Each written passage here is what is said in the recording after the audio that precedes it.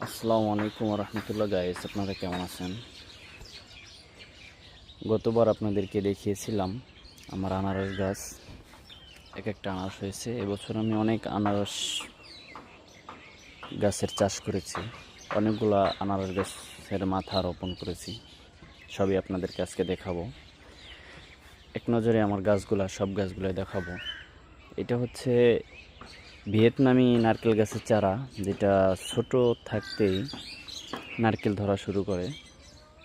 তো আমি 1 বছর হয়েছে আনছি। এটা গাছটা অনেক গরু বাছুরে খেয়ে ফেলেছিল, তাই অনেক ছোট, এখনো বড় হইতে পারেনি। আর অনেক গাছ আছে, অনেকগুলো আছে, দেখাবো বড় হয়েছে। এই একটা আনারস গাছ।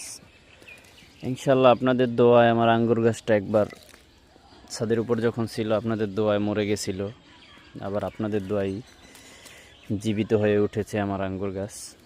সকলে দোয়া করবেন যেন আঙ্গুর গাছের আঙ্গুর ফলাতে পারি।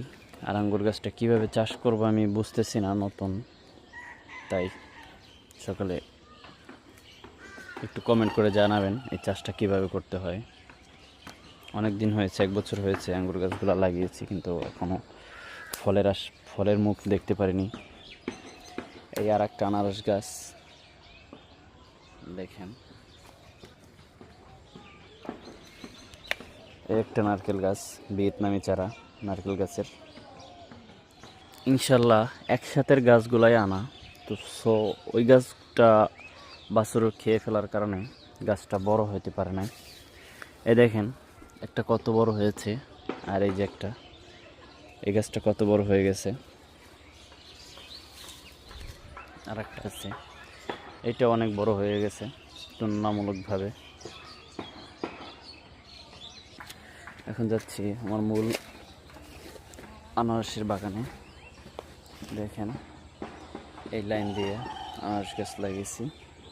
এই যে এক লাইন, এই যে এক লাইন, আর এই যে কিছু দেখা যায় না যদিও ঘাসের মধ্যে।